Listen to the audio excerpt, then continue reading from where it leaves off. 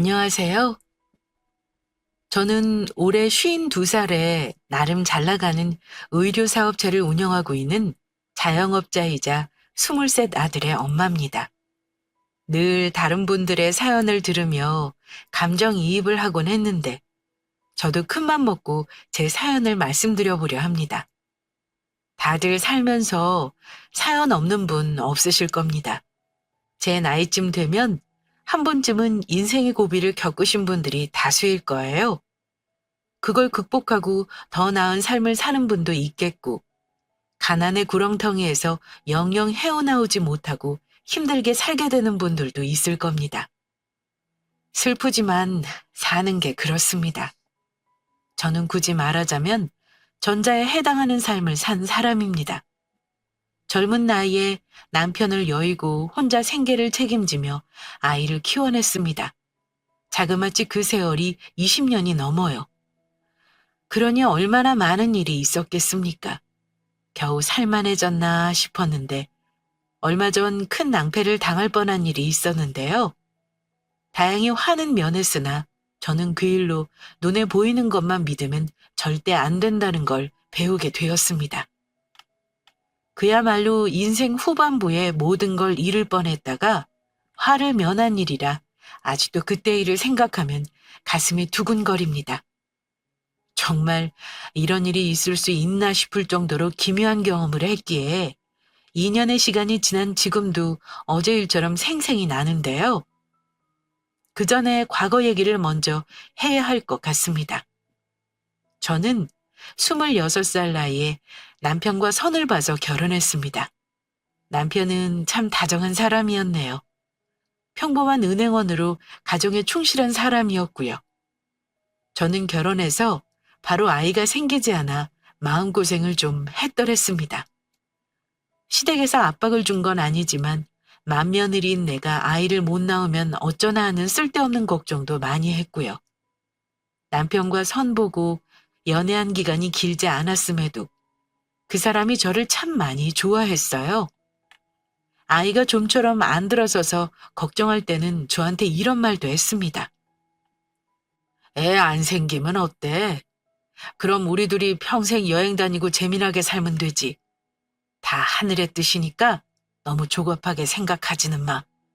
당신 나이가 창창한데 급할 거 없잖아. 그래도 나는 당신 닮은 아들도 낳고 딸도 낳고 빨리 낳아서 젊을 때 다 키워놓고 싶어. 1년만 더 기다려보고 그래도 안 들어서면 그때는 병원이라도 가보자. 병원은 무슨 당신이나 나나 아무 문제 없어. 스트레스 받지 말고 마음을 편안하게 가져. 조급해하는 저와는 달리 남편은 늘 느긋했습니다. 제가 조바심 내면 남편은 애 없이 살아도 된다는 말을 했고요. 그냥 둘이서 여유롭게 여행 다니고 싶다는 말도 했어요. 제 마음 편하라고 그런 말을 한 건지는 몰라도 말이라도 그렇게 예쁘게 해주는 게 어린 새댁 입장에서는 참 고맙더라고요. 저는 결혼하고 나서 20살 때부터 다니던 직장을 그만두고 집에서 살림만 했습니다. 결혼할 때 양가 형편이 넉넉지 않았고 둘이 모은 돈으로 결혼했지만 남편은 제가 힘들게 돈 벌 필요 없다고 했던 사람이었습니다. 남편은 월급 받으면 그 돈을 고스란히 저에게 주었어요. 한 달 용돈을 저에게 받아서 썼고 담뱃값이랑 술값도 아껴가면서 잘 살아보겠다고 노력한 사람입니다. 저는 남편 월급으로 정말 알뜰살뜰하게 생활했고요. 미래를 위해 보험에 적금에 똘똘하게 가정경제를 꾸려나갔습니다. 많지는 않지만 조금씩 돈을 불려가는 재미에 저한테 돈 쓰는 건 아까워서 1,000원도 수십 번 생각하고 썼던 기억이 납니다. 그러다가 결혼 2년 만에 기다리던 첫 아들을 얻었습니다. 마음고생하면서 기다린 아이 소식이니 얼마나 귀한 아들이었겠어요? 가뜩이나 시댁도 손이 귀한 데다 장손을 낳은 거라 우리 아들은 온 가족의 사랑을 듬뿍 받았습니다. 오래전 일이라 기억이 미화됐는지도 모르겠네요. 하지만 분명한 건 남편은 아이를 안 낳아도 된다는 말이 무색할 만큼 우리 아들을 엄청 예뻐했습니다. 태어나자마자 아이 이름으로 적금도 들어놓고 아주 몰고 빨고 살았다고 해도 과언이 아닙니다. 여보, 당신 애 없이 살아도 된다고 했던 사람 맞아? 애 안 낳았으면 당신이 이렇게 애 좋아하는 사람인 줄도 몰랐겠어. 사람은 본디 닥쳐봐야 자기 마음을 아는 법인가 봐. 나도 나 닮은 새끼가 이렇게 예쁠 줄은 몰랐어. 남편은 회사 다녀와도 저 힘들까봐 밀린 설거지에 아기 젖병을 다 씻고 소독까지 해주고는 아이 씻기고 재우는 것까지 도맡아서 했습니다. 남편은 퇴근하면 하루 종일 밀렸던 집안일도 하고 휴식을 취할 수 있었어요. 시어머니도 가까운 곳 살면서 도움을 많이 주셨습니다.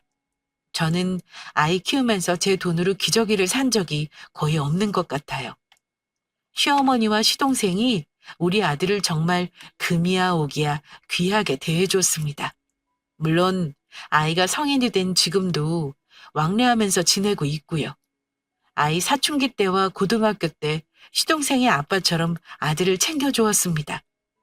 저는 남편과 사는 동안 정말 행복하게 결혼 생활을 했다고 자신 있게 말할 수 있습니다.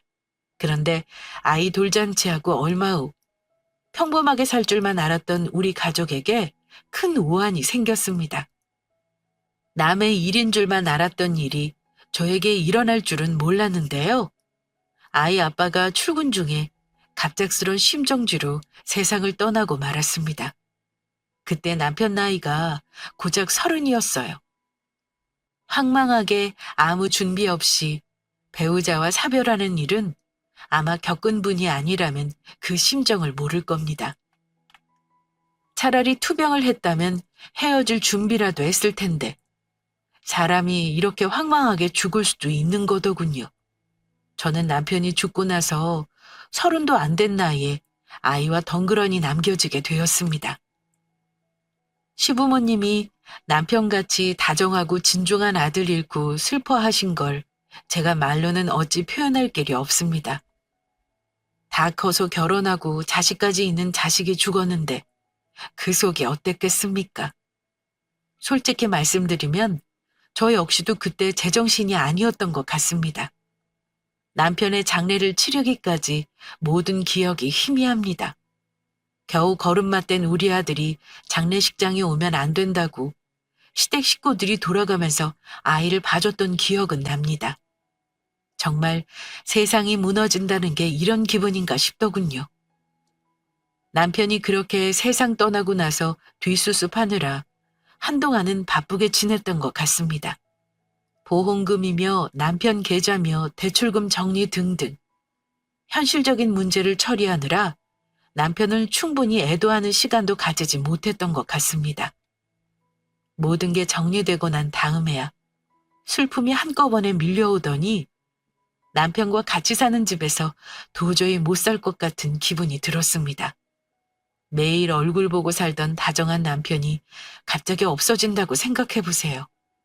겨우 돌진한 아이를 볼 때마다 눈물이 나왔습니다.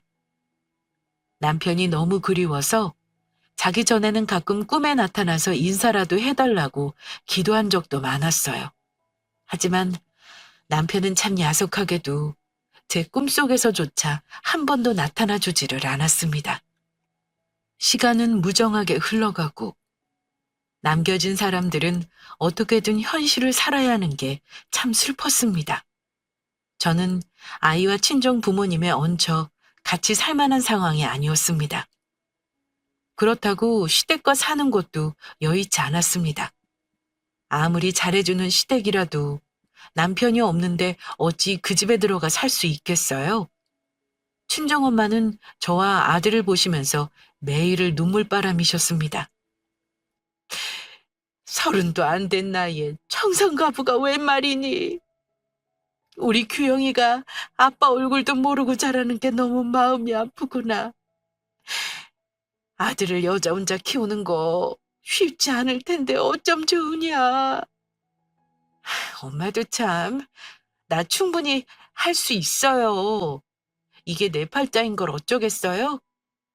살다 보면 자식 때문에 또 웃을 날 오겠지. 너 여자 혼자 애 키우는 게 아직 뭔지 몰라서 그런 소리 하는 거다. 김서방이 재산을 남겨놓은 것도 아니고 너 혼자 힘들어서 어쩌냔 말이야. 차마 이제 막 남편을 잃은 딸에게 새 출발하라는 말은 목구멍으로 넘어오지 않으셨을 겁니다. 그래도 혼자서라도 애 잘 키워보겠다는 딸을 엄마가 많이 도와주려고 하셨기에 지금은 돌아가신 엄마 생각을 하면 효도 한번 제대로 한 적이 없는 것 같아서 마음이 아프기만 합니다. 어쨌든 남아있는 저는 주어진 삶을 살아야 했습니다. 저는 남편과 살던 전셋집 보증금을 빼서 대출을 갚고 대출 없이 살 수 있는 방 2칸 다세대 주택에서 싱글맘으로 새로운 삶을 시작하게 되었습니다. 시댁과 친정 모두 가까운 거리로 언제든 아이를 봐주실 수 있었고 제가 남편 죽은 후 바로 직장을 구해 다니게 되면서 친정엄마가 거의 아들을 도맡아서 길러주셨습니다. 시어머니는 집에서 노는 분이 아니셨어요. 동네에서 분식집을 운영하셨는데 일하시면서도 저를 많이 챙겨주셨습니다. 저는 어머니가 오라는 말 안 해도 주말이면 어머니 식당 일을 시시때때로 돕기도 했고요. 어깨 너머로 음식하는 법도 그때 많이 배웠습니다. 어머니는 처음에는 자주 시댁에 오는 거에 대해 별다른 말씀을 안 하셨어요. 남편이 죽었다지만 그 집 귀한 장손이 내 아들인데 당연히 손주는 보고 사셔야 하는 거잖아요. 근데 어머니가 아이 유치원 갈 때쯤엔가 저한테 이러시는 겁니다. 너도 이제는 새 삶을 살아야 하지 않겠니? 네 나이가 몇이냐? 아직 창창한 30대. 얼마든지 좋은 사람 만나려면 만날 수 있는 거잖아. 우리 규영이는 명절에만 보고 살아도 되니까 이렇게 자주 올 필요도 없다. 나는 괜찮으니까 우리 눈치 보지 말고 너 하고 싶은 대로 살아. 산 사람은 살아야 하는 거잖아. 어머니, 저더러 지금 새 출발하라는 말씀 돌려서 하시는 거예요? 죄송한데 저는 전혀 그럴 생각 없어요. 내 새끼 눈치 보게 살게 하고 싶지도 않고요. 죽은 규영 아빠가 저한테 해준 거 미안해서라도 저 재혼 같은 건 못해요. 그러니까 그런 말씀 마세요. 내가 가진 재산도 없고 먹고 살기 바빠서 해줄 것도 없는 거 알잖니. 네가 이러는 게 나는 전혀 마음이 편하지가 않아. 어머니 마음 편하라고 오는 거 아니고요. 제가 마음이 편해서 오는 거예요. 규영이가 할머니랑 삼촌을 얼마나 좋아하는데 그런 말씀을 하세요? 어머니는 제가 혼자 아등바등 사는 게 안쓰러우셨을 겁니다. 새파랗게 젊은 며느리가 옛날처럼 죽은 남편 수절하듯 시댁에 오는 것도 마음이 편하지 않으셨을 거라는 거 잘 압니다. 하지만 저는 하나뿐인 내 아들을 가족의 사랑 안에서 기르고 싶었어요. 다른 사람을 만나는데 에너지를 쏟고 싶은 마음도 없었고 괜스레 재혼 같은 거에서 내 새끼가 눈칫밥 먹고 사는 것도 싫었습니다. 저는 남편 죽고 나서 평생 다른 사람과 인연을 맺을 일은 없을 거라고 속으로 결심을 한 상태였습니다. 그러니 어머니도 저를 몇 번 설득하다가 포기하셨고 그때부터는 시어머니에게 의지 아닌 의지도 해가면서 살았습니다. 제가 남편 저 세상으로 보내고 나서 작은 회사에 취직해 직장 생활을 하긴 했지만 아이가 있다 보니 아이를 아무리 엄마가 봐주신다고 해도 여의치 않은 경우가 많았어요. 또 직장에서는 그때만 해도 애 딸린 여자가 사회생활을 한다는 게 쉽지가 않았습니다. 물론 친정엄마와 시어머니가 같이 아이를 봐주시긴 했어도 엄마인 제가 해야 할 일은 따로 있었으니까요. 하지만 정작 제가 가장 힘들었던 건 아이를 키우는 것도 일하는 거에 비해 적게 받는 월급도 아니었습니다. 제가 가장 힘들었던 건 주변의 시선에서 자유롭지 못한 것이었습니다. 처음 사회생활 시작할 때 아이 하나 키우고 있는 엄마라고만 했지 남편과 사별했다는 건 말하지 않았었는데요. 오래 지내다 보니 친한 몇몇에게는 개인적인 가정사를 오픈해야 할 일이 생기기도 하잖아요. 그런데 제가 싱글맘이라는 것이 소문이 났는지 그 후로 유부남이건 애가 없는 노총각이건 저를 우습게 알고 귀찮게 들이대는 인간이 많았습니다. 그 비참한 기분을 혹시 이해하시려나 모르겠네요. 사람 많은 곳에 소문이라는 것은 참 무서운 법입니다. 저는 아무것도 하지 않았는데 나중에 제 귀에 엉뚱한 소리가 들리는 일도 있었습니다. 박주임이 김 과장한테 꼬리를 쳤다며 라든가 회식 자리에서 남직원과 뒤늦게 둘이서만 사라졌다며 라는 등의 어이없는 루머들이 제 귀에 들려오는 일도 있었습니다. 아무래도 젊은 여자가 혼자 있다 보니까 제가 남자 직원과 마주보고 웃기만 해도 이상하게 보는 사람들이 많았던 것 같아요. 실제로 저를 쉽게 알고 만나보자며 들이대는 유부남도 있었고 나이 많은 총각도 있었고 별놈이 다 있었습니다.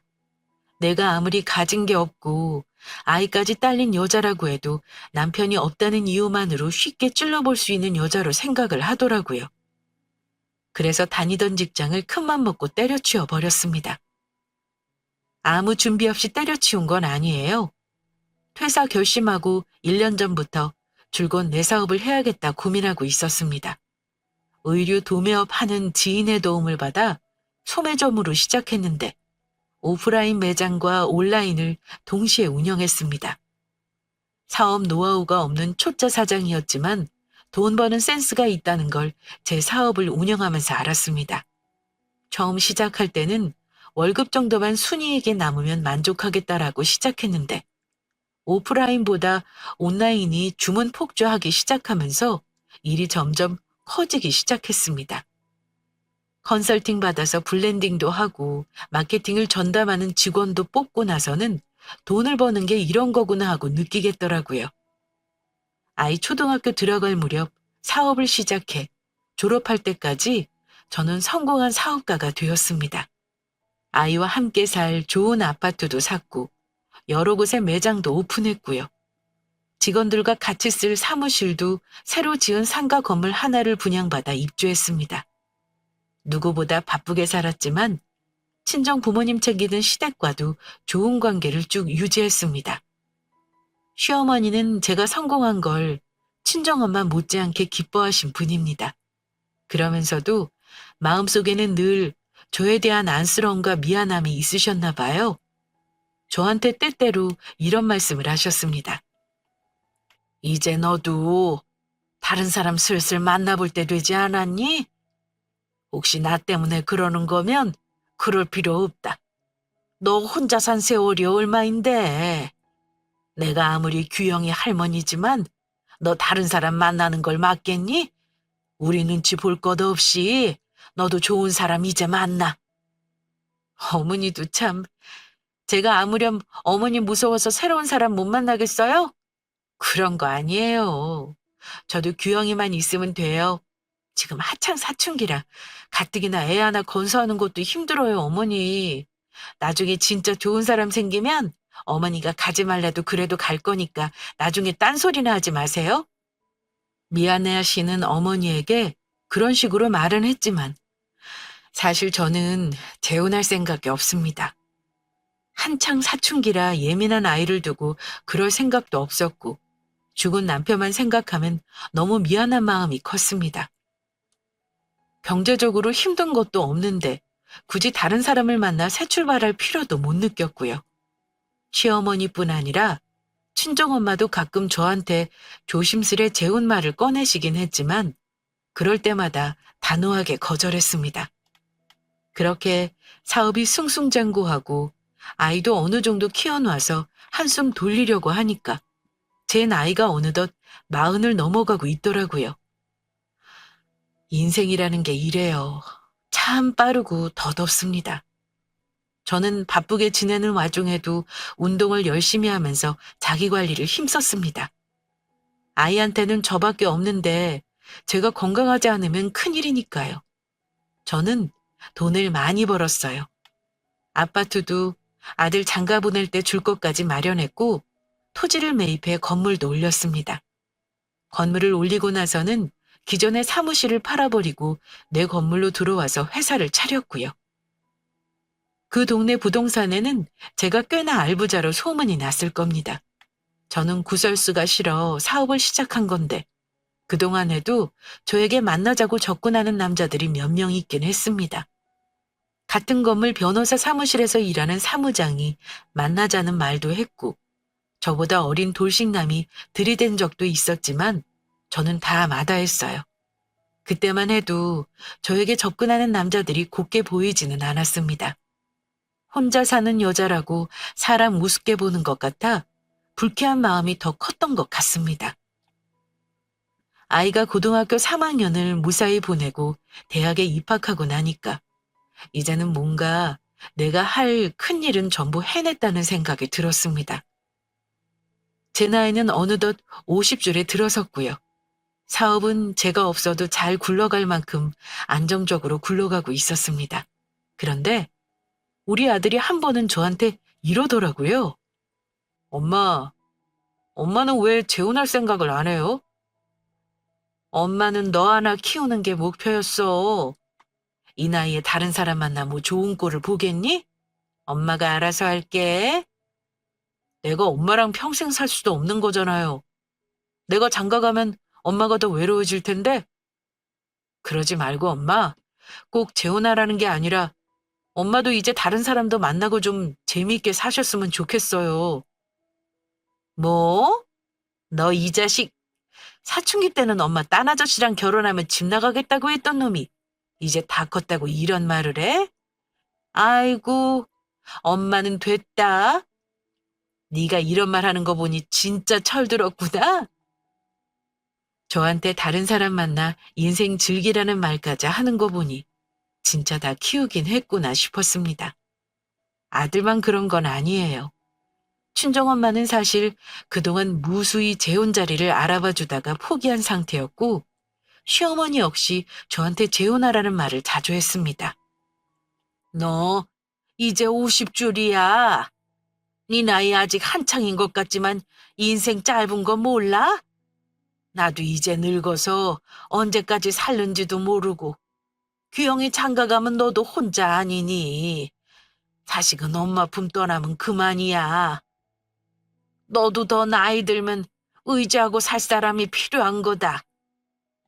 시어머니의 아들까지 제가 재혼하기를 진심으로 원하셨지만 사실 그때는 더 이상 저에게 만나자고 하는 사람도 없었던 상황이었습니다.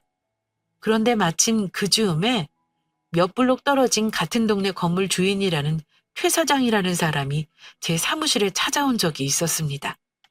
나이는 제 또래로 보였는데 멀끔하고 날씬한 인상에 스마트해 보이는 사람이었습니다. 그 사람은 제 건물 인테리어를 참고하고 싶다고 정중하게 부탁하더니 며칠 동안 사무실을 들락거리며 뭘 알아보는 듯 했습니다. 올 때마다 커피에 간식에 빈손으로 온 적이 없었고 그 덕에 사무실 여직원들이 그 최 사장이라는 사람을 다 좋게 보더라고요. 그런데 눈치 빠른 여직원 한 명이 말하기를 그 남자 사장이 저한테 관심이 있어 보인다는 겁니다.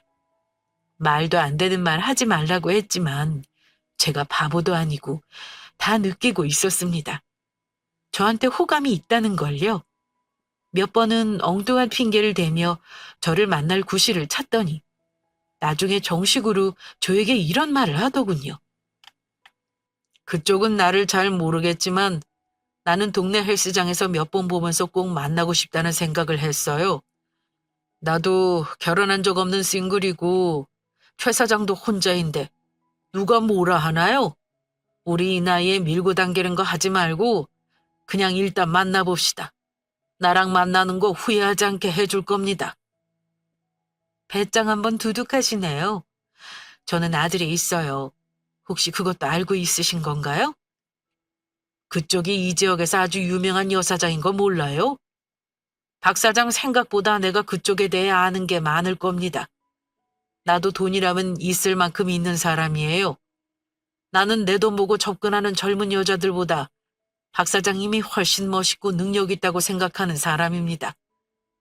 다른 거 생각하지 말고 본인 행복만 생각하면 나를 안 만날 이유가 없을 거예요. 그 사람은 제가 시간을 주겠다면서 접근했고 기다리겠다 하더군요. 제가 미지근한 반응을 보였음에도 그 사람은 저에게 참 끈질긴 구애를 했습니다. 퇴근할 무렵 무작정 기다리더니 데이트를 가자는 일도 있었고요. 몇 달 저에게 공들이는 게 느껴져서 저도 더 튕기지 않고 한번 만나볼까 싶은 생각이 들었습니다. 제가 오케이 하고부터는 그 사람이 아주 적극적으로 저에게 다가왔습니다. 사는 곳도 지척이라 거의 매일 만나다시피 한 것 같네요. 때때로 저를 자기 건물 앞으로 데려가 재혼하면 그 건물을 내 걸로 해주겠다는 말을 하기도 했습니다. 그럼 저는 이렇게 말하곤 했죠. 나도 돈이라면 벌 만큼 벌었어요. 이 나이에 재혼한다고 해도 나는 남편하고 재산 공유할 생각은 없네요. 그래도 부부가 되면 공동재산으로 관리를 하는 게 맞지. 내 돈은 당신 돈이고 당신 돈도 내 돈이고 뭐 이런 거 아닌가? 그런 게 어딨어요. 저는 당신 돈에는 추호도 관심 없어요. 애초에 돈 보고 사귄 것도 아니고요. 그럼 이상하게도 그 남자 얼굴이 굳어지곤 했었는데요. 저는 그게 서운해서 그런 줄 알았습니다. 어쨌든 그렇게 1년가량을 만나고 그 사람이 그러더라고요. 우리 이제 서로 알 만큼 알았으니 재혼하는 게 어떻겠어? 나는 당신한테 숨기는 거 하나 없이 내 모든 걸 다 알려준 거 알지? 거창하게 재혼할 거 없이 우리 가족들이랑 식사나 한번 하고 조용히 새 출발 한번 해봅시다. 언젠가는 재혼하자는 말을 할 거라는 걸 짐작은 하고 있었지만 저도 많은 생각이 들더라고요. 죽은 남편을 생각하면 아직도 미안한 마음이 들었고 힘들게 살아온 지난 일들이 주마등처럼 스쳐 지나가면서 마음이 복잡했습니다. 고민 끝에 아들에게 사실을 털어놓았는데요. 우리 아들은 재혼을 적극적으로 찬성했습니다. 물론 그동안 몇 번 식사도 같이 해서 친분도 어느 정도 쌓은 상태였고요. 내 인생이긴 해도 저는 아들의 의견이 가장 중요했습니다. 그래서 아들이 좋아하는 거 보고 재혼을 결심했습니다. 재혼하겠다는 뜻을 알리자 그 사람도 아주 기뻐했고요. 늦은 나이에 떠들썩하게 결혼식 같은 거 하지 말고 식당에서 가족들만 모시고 식사하며 재혼을 축하하기로 했습니다. 그렇게 날짜를 잡고 살림을 합치기 위해 본격적으로 재혼 준비를 하기 시작했는데요. 저는 아들과 같이 사는 제 아파트로 그 사람이 들어오는 것보다 혼자 사는 그 사람 건물에 제가 들어가기를 원했습니다. 그런데 그 사람이 강력하게 반대를 하더라고요. 가족이 되려면 얼굴 보고 살아야 되는 거야. 당신 아들이 성인이라지만 친해질 시간이 필요한 거 아니겠어? 나중에라면 몰라도 당분간은 우리 다 같이 살면서 친해져 보자고. 이런 말을 하길래 그 말도 일리가 있다고 생각했습니다. 저는 흔쾌히 제 집에서 살림 합치는 걸 승낙했고요. 그리고 이런저런 준비로 바쁜 나날을 보내고 있었습니다. 그리고 가족들 간의 식사를 일주일쯤 남겨놓은 날이었는데요. 여느 때와 다름없는 날이었는데 그날 기묘한 경험을 했습니다. 저는 워낙 바쁘게 사는 게 일상이라 누우면 바로 골아떨어지고 꿈 한 번을 꾼 적이 없이 살았습니다. 잠을 자다가 울면서 새벽에 깨어 한참을 아무것도 못하고 결국 아침이 되도록 잠을 이루지 못한 일이 있었습니다. 원래 꿈은 깨고 나면 생각이 잘 안 난다잖아요. 그런데 잠에서 깼는데 꿈이 너무나 생생한 겁니다. 심지어 제가 눈물까지 흘리고 있었고요. 그날 꾼 꿈은 이랬습니다. 꿈속에서 저는 예전에 남편이 생전 살던 집에 있었어요. 그때 쓰던 살림살이가 너무도 생생하게 눈앞에 보였고 냄새까지 느껴질 정도였습니다. 이상한 기분이 들면서 주변을 천천히 둘러보고 있을 때 갑자기 초인종 소리가 나는 겁니다. 근데 정말 신기하게도 그게 죽은 전 남편인 것 같다는 느낌이 들었어요. 저는 누구세요? 라는 말도 없이 현관문을 열었는데 역시나 눈앞에는 죽은 전 남편이 생전 모습 그대로 심지어 입던 양복을 그대로 입고 나타나서는 저를 보면서 슬프게 웃는 겁니다. 여보, 나왔어. 오랜만이라는 말도 없이 마치 퇴근하는 사람처럼 제게 인사를 하고서는 집으로 들어와 제 손을 잡더라고요. 저는 꿈속이라는 걸 느끼면서도 그때부터 눈물을 흘렸던 것 같습니다. 저는 남편에게 원망 섞인 말을 했습니다. 당신, 어쩜 그럴 수가 있어? 나랑 우리 규영이 그렇게 두고 가고 한 번도 내 꿈에 나타나지도 않더니 지금에서야 왜 나타난 건데? 그러자 저를 꼭 안아주더라고요. 아마 미안하다는 말을 몇 번이고 했던 것 같습니다. 그런데 남편이 제게 이런 말을 하더라고요. 여보, 규영 엄마, 절대 사람을 함부로 믿지 말어. 그 남자는 절대 안 돼. 당신 거 그놈이 다 빼앗고 말 거야. 내 말 명심해. 머리 흰 그놈은 절대 안 돼. 제가 무슨 말인지 자세히 물으려고 고개를 든 그때 호련히 남편은 사라졌고 저는 잠에서 깨어났습니다. 꿈에서 깨어났지만 전 남편을 향한 그리움은 언제나 마음속에 있었던 건지 눈물을 참을 수 없었고 남편이 꿈에 나타난 이유가 있을 거라는 생각이 들었습니다. 너무나 생생하게 제 혼을 말리는 목소리가 기억에 남았던 저는 찝찝한 기분을 없애기 힘들었습니다. 앉아서 몇 시간을 생각하다가 아무래도 재혼하기로 한 그 사람에 대해 더 알아봐야겠다 싶은 생각이 강렬하게 들었습니다. 그래서 날이 밝아 출근하자마자 저는 그 사람 건물로 찾아가 봤습니다. 생각해보니 교제하는 동안 그 사람 사는 곳에 가본 적이 없다는 것도 이상했어요. 마침 건물 1층에 부동산이 있길래 망설임 없이 들어가서 물었습니다. 사장님, 저 옆 동네 현대플라자 건물주인데요. 뭐 좀 물어볼 게 있어서 왔어요. 혹시 이 건물 주인이 최동민 씨 맞나요? 그분이 건물 꼭대기 사는 거 맞죠? 제가 결혼할 사람인데 뭘 좀 확인하려고 왔어요. 그랬더니 부동산 주인이 고개를 갸웃거리며 최동민 씨요? 그 양반이 여기 사는 건 맞는데 건물주라니? 그 사람 건물주가 아니라 여기 지하에 새 들어 사는 사람인데요. 이 건물 주인이 배려해줘서 건물 관리해주면서 월급 받고 사는 양반인데 엉뚱한 소리를 하고 그래요. 아 근데 결혼할 사이라면서 그 양반이 어디 사는지도 몰라요? 네? 저는 그 사람이 여기 건물주라고 들었는데요. 그럼 저한테 거짓말을 했다는 건가요? 그러자 부동산 사장이 이러는 겁니다. 참. 그 사람 가진 것도 없으면서 겉만 번지르르 한 게 맨날 쓸데없는 허프만 떨고 다니더니 여자 만나 팔자 고치려고 사기를 쳤구만. 돈 없는 거 알고 만났다면 모를까. 지금 그 인간 정체 안 거면 당장 만나는 거 그만두셔야겠구만요. 저는 부동산 주인에게 좀 더 그 인간에 대한 정보를 캐보았습니다. 얘기를 듣고 나니까 알겠더군요. 그 인간이 부동산 주인과 안면 두고 지내면서 이 동네 건물주들이며 알부자가 누군지 전부 파악하고 있었다는 걸 말입니다. 그 인간은 제 돈을 보고 접근한 겁니다. 게다가 남편 없는 과부였으니 빈틈을 파고들기 좋겠다 싶었겠죠. 그 인간의 거짓말을 알고 나서 더 망설일 것도 없었습니다. 저는 가족 모임을 전부 취소했어요. 그리고 그 인간에게 연락해 건물 앞에서 보자고 했습니다. 얼마 후 헐레벌떡 단장도 못한 모습으로 그 인간이 나타나더군요. 그 사람 보자마자 재혼 취소하자고 통보했습니다. 우리 재혼은 취소해요. 이유는 당신이 더 잘 알죠? 언제까지나 속일 수 있을 거라 생각했어요?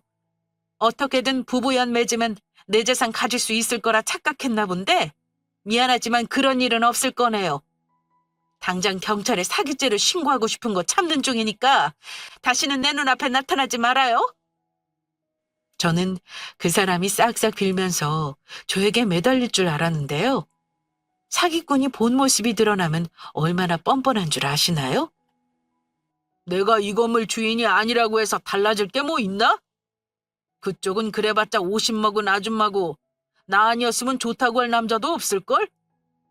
나랑 같이 살면서 남자한테 사랑받는 게 뭔지도 알고 당신 재산도 나 좀 나눠주고 이렇게 서로 돕고 살면 얼마나 좋아? 그러지 말고 다시 한번 생각해봐. 나는 그쪽을 아주 많이 좋아한다니까? 저런 생 양아치 같은 모습을 모르고 1년 가까이 만난 저도 참 기가 막히고 재혼했다면 큰일 났겠다 싶어 아찔하더군요. 결국은 당신이 노린 건 내 돈이었구만. 역시 나이 먹은 남자는 전부 눈구렁이가 많네. 그동안 나한테 돈 쓰게 한 거 죄다 갚을 생각이나 하지 그래? 내가 그쪽 사정 생각해서 고소는 안 하려고 했는데 도저히 안 되겠어. 저는 조용히 재혼 취소하고 내 앞에 그놈이 안 나타나기만 하면 그만이라 생각했습니다만 그냥 넘어가면 그 인간 다른 사람한테도 사기치겠다 싶더군요. 그래서 아들과 함께 그 인간을 경찰서에 고소했습니다. 다행히 저에게 큰돈을 뜯어간 적은 없지만 그동안 급하게 필요하다면서 수시로 몇십만 원을 가져간 게 합치면 거의 몇백만 원 되는 돈이었습니다. 그동안 저에게 은근슬쩍 사달라고 한 옷이며 신발이며 이체 내역을 포함해 증거 문자를 전부 경찰서에 제출했어요. 그런데 경찰서에서 형사님이 제 고소장을 보시더니 그 사람 이름과 생년을 보고 기가 막혀 하는 겁니다. 알고 보니 그 인간 이미 사기죄로 몇 번 고소당해 감방도 갔다 온 전과가 있는 사람이었습니다. 그러면서 저한테 이러더군요. 사모님, 정말 다행인 줄 아셔야겠네요. 이 사람 이런 전과 있는 줄도 모르고 결혼했으면 정말 재산 다 털리실 뻔했어요. 원래 사기꾼이 맘먹고 사기치면 나라님도 속이는 법입니다. 요즘 이런 식으로 혼인빙자해서 혼인해놓고 나중에 재산 털어가는 나쁜 놈들 많아요. 젊은 사람들도 피해보는 사람 한둘이 아닙니다. 정말 조상이 도운 줄 아세요? 그러게요, 형사님. 형사님 말대로 조상이 저를 도왔나 싶네요. 아니, 솔직히 말하면 죽은 내 남편이 저 도와준 거네요. 저는 그놈을 고소했고 한동안은 아들이 저와 출퇴근을 같이 해줬습니다. 혹시 나타나 해코지할까 봐 걱정을 많이 했는데 다행히 그 후로 그놈이 제 앞에 나타나는 일은 없었습니다. 저는 그 인간에게 쓴 돈을 돌려받기보다는 감옥에 쳐넣고 싶었습니다. 하지만 형사님 말로는 기소 의견으로 송치해도 불구속으로 재판을 받을 가능성이 크다고 하더군요. 그 인간이 저에게 고의성을 가지고 접근했다는 걸 입증하기가 사실상 어렵다는 겁니다. 징역살이보다는 아마 집행유예나 선고유예로 끝날 가능성이 많지만 감옥에 가든 안 가든 그 인간 죗값은 치르게 해주고 싶었습니다. 사실 재혼을 취소한다고 해도 주변에 많이 알리지 않았으니 구설수에 시달릴 일도 없었습니다. 우리 사무실 여직원들은 아주 기겁을 하면서 놀라긴 하더라고요. 사람 겉으로 봐서는 모른다며 소름 끼쳐 하기도 했고요. 그 인간과 재혼을 준비하는 시점이었지만 큰돈 쓴 거 없이 모은 진실을 알게 된 건 죽은 남편이 꿈에 나타난 덕분이었습니다. 그렇게 그 못된 놈과 인연은 정리했습니다. 그리고 몇 달이 지나 저도 제 생활 패턴을 회복했고요. 그런데 뜻밖의 소식을 그 무렵 들었습니다. 저한테 사기친 그놈이 구속된다는 소식이었는데요. 역시 사기꾼은 제 버릇을 못 버리는지 그 와중에 다른 사람에게 돈으로 사기쳐서 결국은 가중처벌을 받았다고 합니다. 그 소식을 들으니까 편하게 두 발 뻗고 자겠다 싶더군요. 그런데 참 신기한 게요. 모든 일이 마무리됐다고 생각한 그날 제가 또 죽은 남편 꿈을 꿨습니다. 지난번 꿈처럼 워낙 생생해서 기억에 선명하게 남아있는데요. 또 예전에 살던 집에서 남편을 만났습니다. 처음 꿈에 나왔을 때는 남편의 얼굴이 사뭇 어두웠는데요. 그날은 후광이 비치는 것처럼 웃고 있더군요. 무슨 말을 했는지는 잘 기억이 안 나지만 한참을 남편과 도란도란 대화를 나눈 것 같습니다. 제가 남편에게 고맙다는 말은 했던 기억이 나네요. 규영 아빠, 당신 덕분에 나 큰 화 면한 거 알아? 당신은 늘 우리를 지켜주고 있다는 거 알았어. 앞으로 우리 규영이도 잘 되라고 항상 지켜봐줘. 정말 고맙고 미안해. 남편은 대답 없이 웃기만 했습니다. 그리고 저는 꿈에서 깨어났고요. 지난번처럼 깨어나서 꿈의 여운이 가시질 않아 한참 동안 멍하니 앉아 있었습니다. 잊어버리지 않으려고 메모장에 꿈 내용을 기록해 두었고요. 기분이 참 이상했어요. 마치 귀신을 봤다면 이런 기분일까 싶었고요. 하지만 전혀 무섭지는 않았습니다.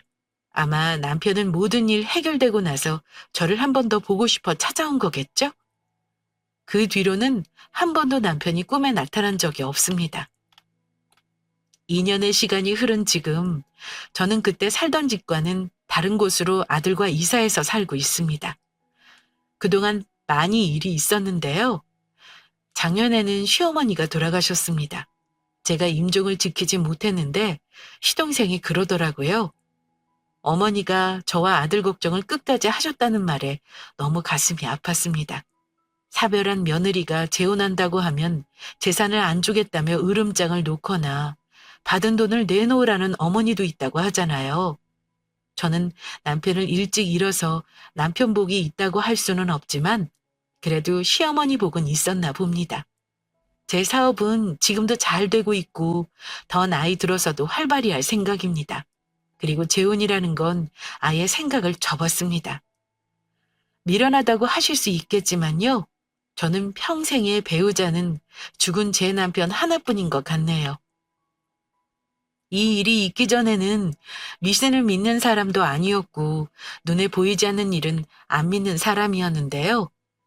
전 남편 꿈 덕에 인생 후반부에 큰 화를 입을 뻔했던 거, 모면한 거 생각하면 세상에는 꼭 눈으로 봐야만 믿을 수 있는 일이 있는 게 아닌 것 같다는 걸 느낍니다. 그래서 지금도 잠들기 전에는 전 남편을 위해 꼭 기도를 하고 잠이 듭니다. 그리고 남편 이름으로 어려운 사람들에게 후원도 하고 있습니다. 나중에 나도 남편 곁으로 갈 날이 오면 꼭 웃으며 만나고 싶다는 생각에 그렇게 하고 있어요. 그동안 아들 키우며 열심히 살아온 거 저는 한 점 후회 없고 제 인생이 자랑스럽네요. 인생을 다 안다고 생각해도 사람 보는 눈이 완벽하지 않아 속을 뻔한 거 생각하면 아직도 가슴을 쓸어내리곤 합니다만 앞으로 제 인생에는 좋은 사람과 좋은 인연만 있을 거라는 거 생각하렵니다. 그러기 위해서는 건강이 가장 중요하겠죠? 돈이 뭐가 그리 중하겠습니까? 내 또래 여러분들 늘 건강관리 잘하시고 늘 마음이 평안하셨으면 좋겠습니다. 구독자분들에게 제 사연이 조금이나마 위로를 드렸길 바라며 저의 이야기는 여기서 마치겠습니다. 긴 사연 들어주셔서 감사합니다.